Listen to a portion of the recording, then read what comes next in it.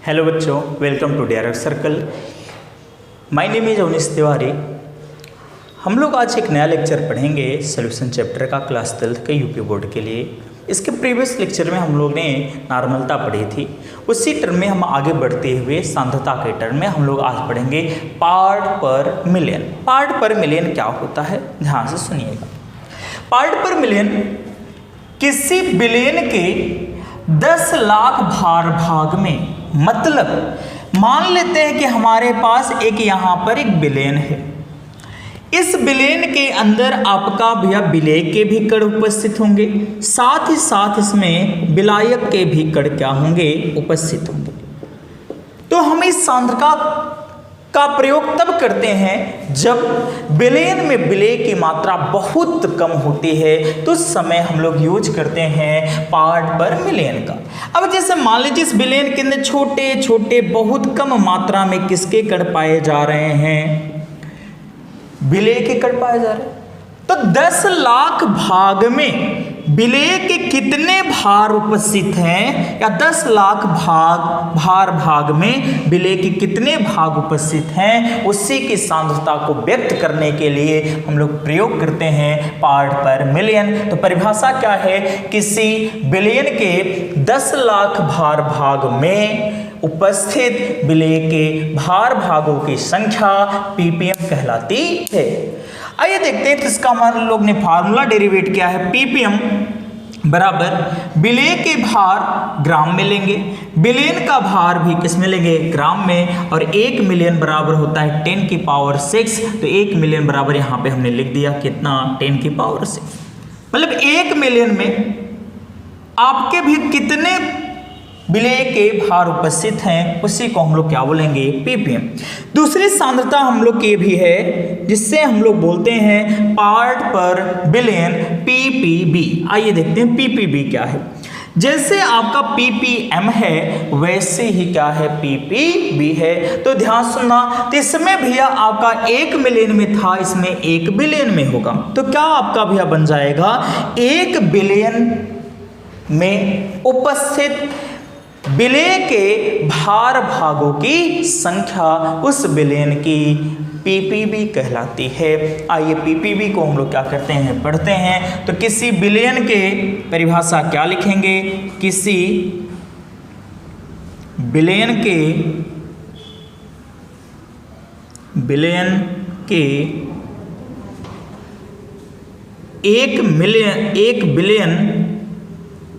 1 billion यानी 10 की power 9 भागों में उपस्थित भागों में उपस्थित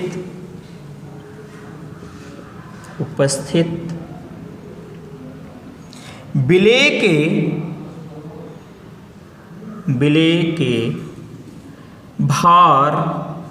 भागों की संख्या,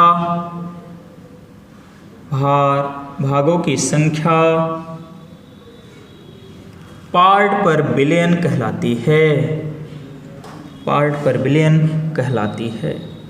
तो ये हमारे पास क्या हो गया, पीपीबी का फार्मूला, पार्ट पर बिलियन कहलाती है। चलिए अगर हम फार्मूला डेरिवेट करें तो जस्ट इसी प्रकार होगा, पीपीबी बराबर विलेय के भार, और ये भार हम लोग किस में लेंगे, ग्राम में, बटे बिलियन का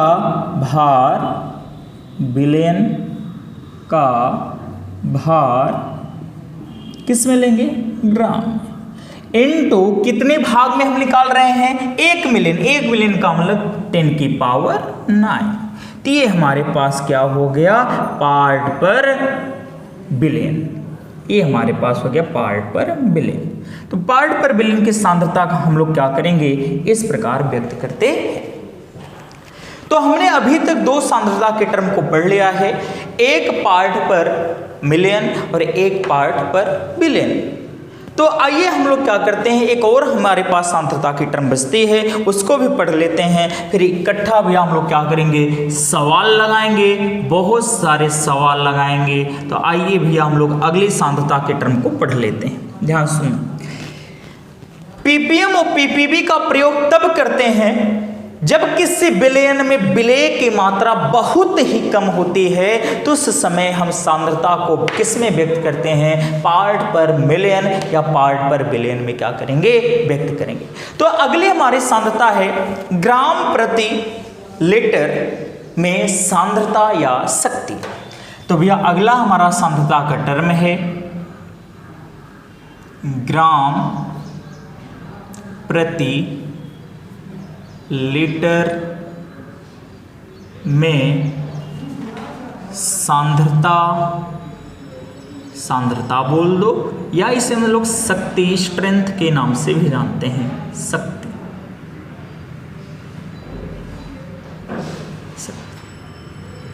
इसी को हम लोग लिखते हैं S यानी स्ट्रेंथ ग्राम प्रति लीटर में। इस प्रकार हम लोग क्या करते हैं, व्यक्त करते हैं। आखिर ये सांद्रता क्या है, आपको इकाई देखकर पता चल गया होगा कि सांद्रता किस में दिया जाएगा। यहां पे लीटर, यहां पे ग्राम, यानी किसी एक लीटर बिलियन में उपस्थित विलेय के ग्रामों की संख्या उस बिलियन की सांद्रता या शक्ति कहलाती है, जिसे ग्राम प्रति लीटर द्वारा व्यक्त करते हैं। तो हमारा परिभाषा क्या बनेगा, आइए परिभाषा को लिखते हैं। किसी एक लीटर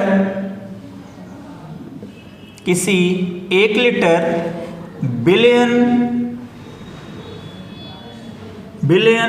में उपस्थित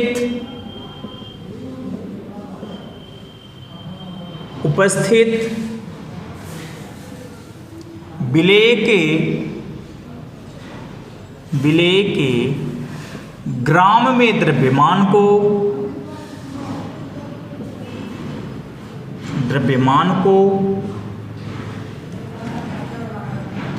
को उस विलयन का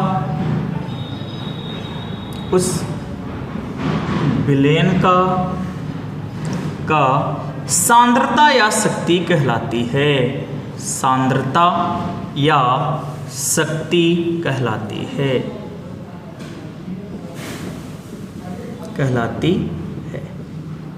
तो ये हमारे पास क्या हो गया, परिभाषा, डेफिनेशन। तो डेफिनेशन हमारी क्या हुई, किसी एक लीटर बिलियन में उपस्थित विलेय के ग्राम में भार को उस बिलियन का सांद्रता या शक्ति कहते हैं। इतना क्लियर हुआ। तो सांद्रता या शक्ति का फार्मूला कैसे निकालेंगे, S ग्राम प्रति लीटर बराबर विलेय का भार, ये भार किस में होना चाहिए बोलो, ग्राम में, बटे विलयन का आयतन,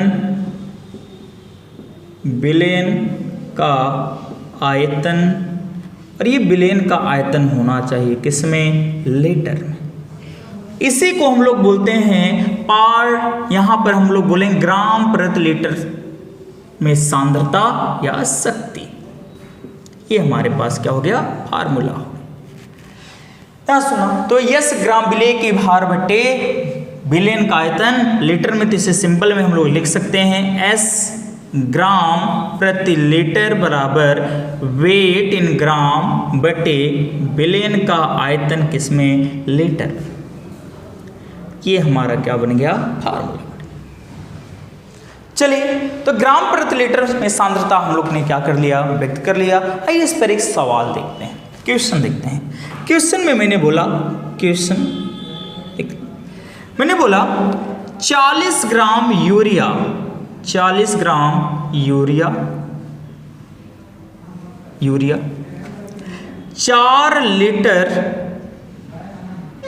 4 लीटर विलयन में उपस्थित है, तो विलयन की तो विलयन की सांद्रता ज्ञात कीजिए, सांद्रता ज्ञात कीजिए। आइए क्वेश्चन मार्क, हम लोग क्या करते हैं, सांद्रता को ज्ञात करते हैं। तो देखना, सबसे पहले क्वेश्चन लगाने का तरीका, जो भी क्वेश्चन दिया जाए उसे सिंबल में पहले नोट करो। हमारे पास दिया है वेट विलेय का कितना दिया है, 40 ग्राम, तो हम लोग को लिखेंगे यहाँ पर 40 ग्राम। उसके बाद हमें क्या देखना है कि यहाँ पर आयतन दिया है, नहीं आयतन दिया है लीटर में, कितना लीटर, 4 लीटर, तो यहाँ पे 4 लीटर हो गया। फार्मूला लगाएंगे, S ग्राम प्रति लीटर बराबर वेट अपॉन वॉल्यूम, किसमें, लीटर में, तो 40/4 काटेंगे तो ये सांद्रता निकल के आ गई कितना, 10 ग्राम प्रति लीटर। दिस इज आंसर, ये हमारा क्या हो गया, आंसर। इतना हम लोग ने क्या कर लिया है, पढ़ लिया है। तो ग्राम प्रति लीटर में हमने सांद्रता भी पढ़ ली। तो हमने क्या क्या अभी तक पढ़ लिया है, और इसको हम लोग देख लेते हैं क्या क्या अभी तक हम लोग पढ़ लिए। पहले हम लोग ने प्रतिशतता पढ़ी थी, द्रव्यमान प्रतिशतता, वेट बाय वेट परसेंटेज। इसके बाद हम लोग ने दूसरा पढ़ा वॉल्यूम अपॉन वॉल्यूम परसेंटेज, आयतन प्रतिशतता भी पढ़ लिया है। इसके बाद हम लोग ने पढ़ा था वेट अपॉन वॉल्यूम परसेंट, द्रव्यमान आयतन प्रतिशतता, 3 प्रतिशतता के बारे में हम लोग पढ़ चुके थे। और उसके बाद मैंने आपको मोलरता भी पढ़ा दिया, मोलरता, नॉर्मलता भी पढ़ लिए, नॉर्मलता भी हो गया। इसके अलावा आपके भी क्या पढ़ लिए आज के लेक्चर में, पार्ट पर मिलियन, पार्ट पर बिलियन और ग्राम प्रति लीटर में सांद्रता। अब इसके बाद हम लोग का बच्चा है भी है एक टर्म जिसे हम लोग बोलते हैं मोल अंश या मोल प्रभाज। आइए देखते हैं मोल अंश या मोल प्रभाज क्या होते हैं। इसके लिए हम लोग क्या कैसे पढ़ेंगे, कैसे सवाल लगाएंगे, तो आप फटाफट स्क्रीनशॉट लीजिए, फिर हम लोग आगे चलते हैं।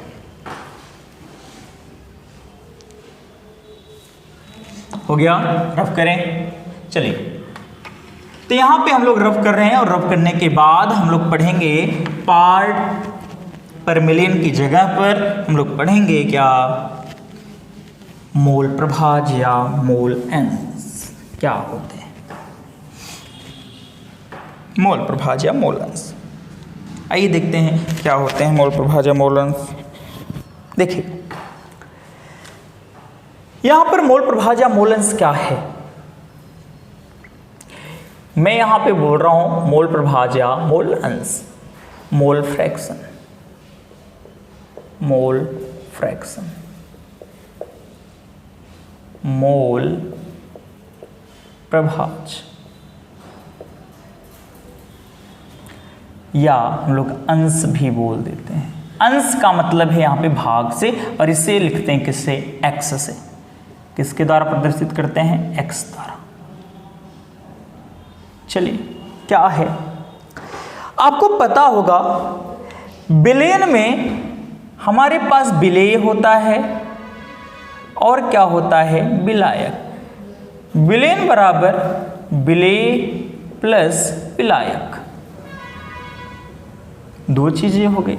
यानी अगर कोई भी विलेयन होगा तो उसके अंदर दो चीजें पाई जाएंगी, एक हमारा क्या होगा, विलेय होगा, और दूसरा उसमें क्या पाया जाएगा, विलायक पाए जाएंगे, विलेय और विलायक। तो आप बताना विलेयन के अंदर अगर विलेय और विलायक दोनों पाए गए तो उसके अंदर विलेय के भी मोल पाए जाएंगे, साथ में विलायक के भी मोल पाए जाएंगे। तो मोल प्रभाज क्या है, मोल से लिया गया है कि विलेय के कितने मोल उपस्थित होंगे कुल विलेयन में आपका भैया, उसके बाद विलायक के कितने मोल उपस्थित होंगे कुल विलेयन में, उसी को हम लोग क्या कहते हैं, मोल प्रभाज कहते हैं। मतलब उसका बटे टोटल। आइए निकालते हैं मोल प्रभाज क्या है, देखते हैं। तो आप पहले डेफिनेशन लिख लेते हैं, किसी विलेयन में विलेय या विलायक विलायक के मोलों की संख्या, मोलों की संख्या तथा विलयन के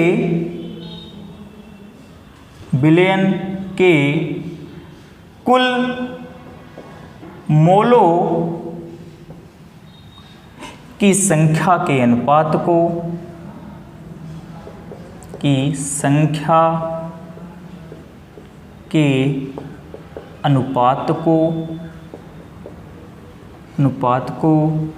विलयन का अनुपात को विलेय या विलायक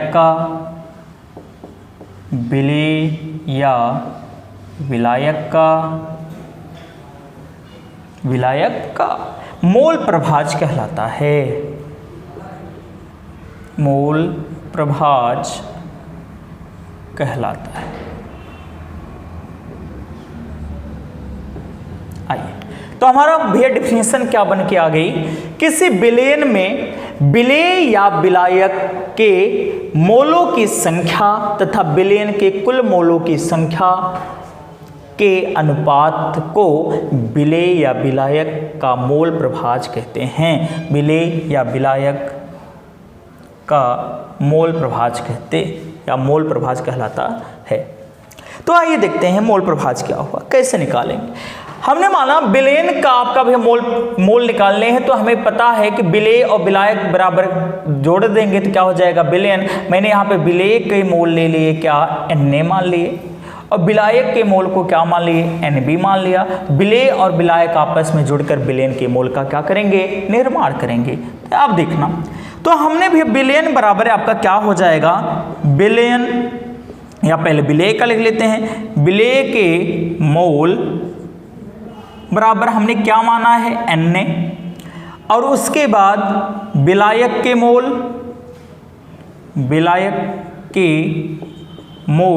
हमने क्या माना है, बोलो Nb, और विलयन के मोल क्या हो जाएंगे Na प्लस Nb। विलयन के मोल बराबर Na प्लस Nb, ये आपका क्या होगा, इतना हमें पता हो गया। तो हमारा फार्मूला क्या है, मोल प्रभाज निकला है, कुल में कितना उपस्थित है उसी को बोलते हैं प्रभाज खंड या अंश।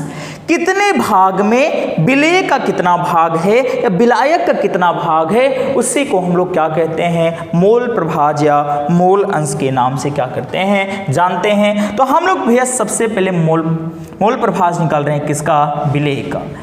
विलेय का मोल प्रभाज निकाल रहे हैं, विलेय का मोल प्रभाज। और भैया आप याद रखना, ए को मैं विलेय माना हूं, बी को विलायक, मोल प्रभाज, और मोल प्रभाज को लिखते हैं x से, तो मैंने इसको मान लिया क्या, x से।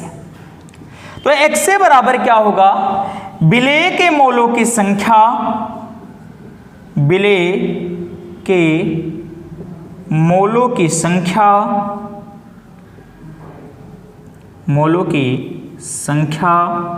बटे विलयन के कुल मोलों की संख्या, विलयन के कुल मोलों की संख्या।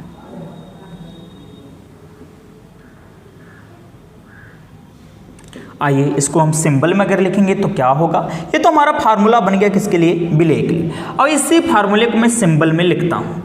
तो मतलब विलेय के मोलों की संख्या हमने क्या माना है, Na, तो XA बराबर हो जाएगा Na बटे विलयन के कुल मोलों की संख्या Na प्लस NB, इतना क्लियर हो रहा होगा। मैंने विलेय के लिए माना है Na रख दिए, विलयन के लिए माना है Na प्लस NB रख दिया गया। तो विलेय का क्या आ गया, मोल प्रभाज। अगर इसी प्रकार विलायक का निकालेंगे तो ऊपर लिखेंगे विलायक के मोलों की संख्या बटे विलयन के कुल मोलों की संख्या, और अगर उसे बोलेंगे तो यहां पे हो जाएगा XB बराबर NB बटे Na plus NB। Na plus क्या हो जाएगा, NB। कैसे बोलेंगे? विलायक के मोलों की संख्या बटे विलयन के कुल मोलों की संख्या। तो ये हमारा क्या हो जाएगा? XB बराबर NB बटे NA प्लस NB। तो ये हमारा दो फार्मूला हो गया, किसके लिए? विलेय के लिए। ये किसके लिए? विलायक के लिए। तो ये हमारा किसके लिए हो गया? विलेय, और ये क्या? विलायक। ये हमारे फार्मूले हो गए। और एक चीज और याद रखना, नोट पॉइंट करके मैं यहां पे लिख दे रहा हूं, नोट पॉइंट करके मैं लिख दे रहा हूं, याद रखना विलेय तथा विलायक के मोल प्रभाजों का योग सदैव एक होता है, यानी XA प्लस XB बराबर कितना? 1। अगर हमें एक की वैल्यू पता हो जाए तो मैं दूसरे को एक में से घटाकर निकालूं। कैसे? इसका हम लोग बोल सकते हैं, तो XA बराबर, XA इधर जाएगा तो माइनस में हो जाएगा, तो 1 माइनस XB, ये आपका आ गया। अगर हमें XB निकालना हो, XB बराबर 1 माइनस XA, तो ये हमारा आ गया, क्योंकि दोनों के मोल प्रभाजों का योगफल सदैव कितना होता है? 1 होता है। ये हमारा क्या हुआ? मोल प्रभाज के लिए इतनी बातें हो गई। मोल प्रभाज क्या होता है? आई होप आप लोग को समझ में आया होगा। तो यहाँ पे मोल प्रभाज के लिए इतनी बातें हो गई। थोड़ा मोल प्रभाज के फार्मूले को मैं थोड़ा खोल के लिखता हूँ, और लिखते हैं, जिससे आपका क्वेश्चन भी सॉल्व हो जाए। मैं इसे रफ कर रहा हूँ, आप लोग तब तक उसे लिखते रहिएगा। देखिए,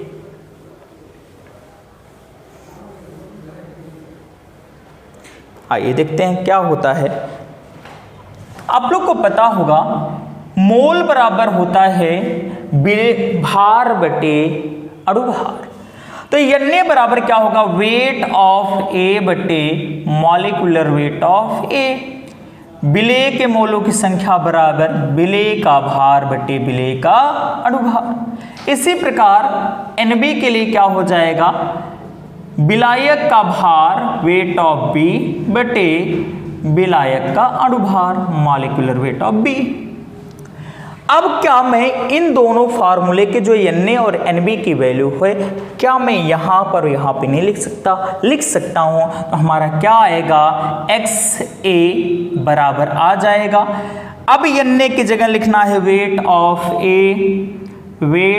A बटे molecular weight of A, total बटा वेट ऑफ A बटे molecular weight of A plus weight of B बटे मॉलिक्यूलर वेट ऑफ B। ये हमारा किसके लिए फार्मूला हो गया? XA के लिए, जब हमें विलयन में क्या दिया हो? भार दिया जाए तब के लिए। अगर और इसी प्रकार हम लोग निकाल लेते हैं XB का भी, नहीं तो वो बुरा मान जाएगा। XB बराबर क्या हो जाएगा? वेट ऑफ B बटे molecular weight of B, total बटा वेट ऑफ A बटे molecular weight of A plus weight of B बटे मॉलिक्यूलर वेट ऑफ B। ये हमारा किसके लिए हो गया? XB के लिए। तो हमारा मोल प्रभाज क्या हो गया? ये समाप्त होता है, लेकिन एक लाइन हम लोग लिखेंगे क्या? कि मोल प्रभाज का कोई भी मात्रक नहीं होता है। मोल प्रभाज का कोई मात्रक नहीं होता है। मोल प्रभाज का कोई भी मात्रक नहीं होता है। तो इस प्रकार हमारी जितनी भी सांद्रता की टर्म थी वे सभी क्या हो गए? समाप्त हो गए। प्रतिशतता, नॉर्मलता, मोलरता, लेकिन शायद एक बचा हुआ है मोललता। आइए मोललता को भी पढ़ते हैं, और मोललता को पढ़ने के बाद हमारी जितनी भी सांद्रता की टर्म होंगी सब क्या हो जाएंगी? समाप्त हो जाएंगी। चलिए आइए देखते हैं मोललता के बारे में हम लोग पढ़ेंगे। मोललता क्या है? मोलैलिटी, मोलरता की छोटी बहन, जिसका नाम है क्या? मोललता। आइए यहीं से हम लोग पढ़ेंगे मोललता। मोललता जिसे हम लोग बोलते हैं मोलैलिटी, इसे लिखते हैं स्मॉल m द्वारा। स्मॉल m द्वारा इसे क्या करते हैं, प्रदर्शित करते हैं। मोललता क्या है? मोललता होती है भैया किसी 1 किलोग्राम विलायक में, फिर से सुनना, मैं विलायक बोल रहा हूं न कि विलय, किसी 1 किलोग्राम विलायक में उपस्थित विलेय के मोलों की संख्या उस विलेय की क्या कहलाती है, मोललता कहलाती है। क्या कहलाएगी, मोललता। तो और डेफिनेशन हम लोग लिखेंगे, तो किसी 1 किलोग्राम विलेयन में, किसी 1 किलोग्राम विलायक में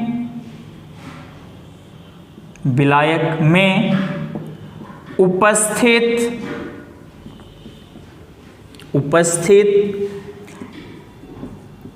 विलेय के मोलों की संख्या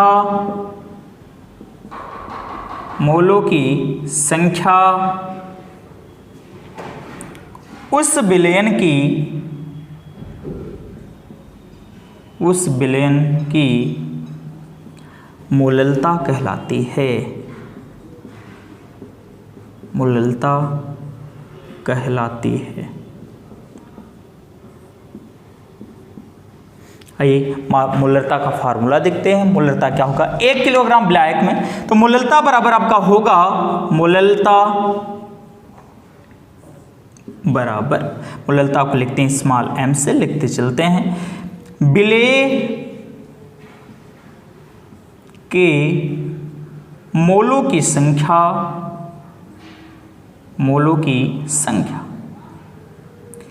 यानी विलेय के कितने मोल उपस्थित हैं, विलेय के मोलों की संख्या बटे विलयन का नहीं बल्कि किसका, विलायक का, विलायक का भार किलोग्राम में, विलायक का भार किसमें, किलोग्राम। ये हमारा क्या हुआ, मोललता का फार्मूला हो गया। ये हमारा मोललता का फार्मूला हो गया।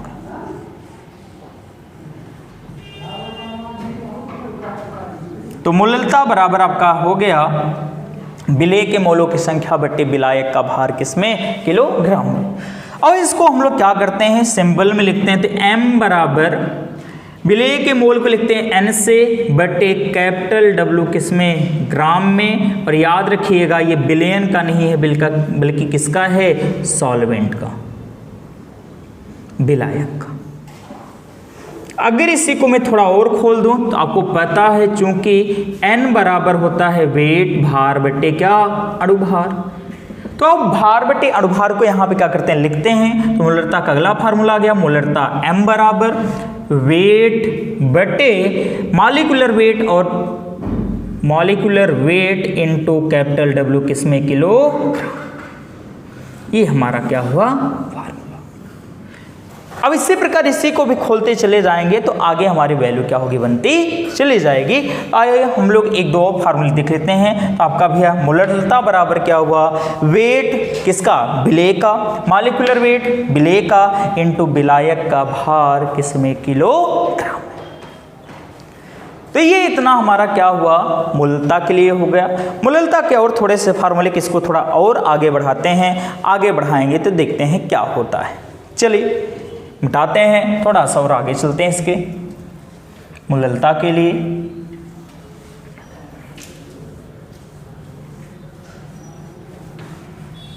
मोललता हम लोग अभी देख लिए, मोललता m बराबर वेट बटे molecular weight into capital W किसमें, किलोग्राम। अगर ये ग्राम में दिया हो तो क्या करेंगे, बस कुछ नहीं 1000 से भाग करेंगे, तो भाग करने के बाद ऊपर चला जाए, किसमें हो जाएगा, गुणे में। तो मोललता बराबर आपका आएगा वेट इनटू कितना, 1000 अपॉन मॉलिक्यूलर वेट इनटू विलायक का भार किसमें, विलायक का भार किसमें, ग्राम में। किलोग्राम से किसमें चेंज हो गया, ग्राम। तो ये हमारा क्या हुआ, मूललता का फार्मूला। और इसी पे हम लोग क्या करेंगे, सवाल लगाएंगे, या इस पे सवाल लगा सकते हो। तो आपका भी मूललता के भी फार्मूले क्या हो गए, खत्म। इसी के साथ सांद्रता के जितने भी टर्म थे सब क्या कर देंगे, खत्म। यूपी बोर्ड के लिए कल जितने भी एनसीईआरटी के क्वेश्चन होंगे, प्रतिशतता, नॉर्मलता, मोलरता, मूललता, मोल प्रभाज या मोल अंश, सभी फार्मूलों को आपको क्या किया जाएगा, बताया जाएगा। और साथ में आपको उसके बाद क्वेश्चन, एनसीईआरटी के सभी क्वेश्चन को कराए जाएंगे। साथ यूपी बोर्ड के जितने भी पीवाईक्यू हैं उन सभी क्वेश्चनों को कराया जाएगा। हंसते रहिए, मुस्कुराते रहिए। जय हिंद, जय भारत।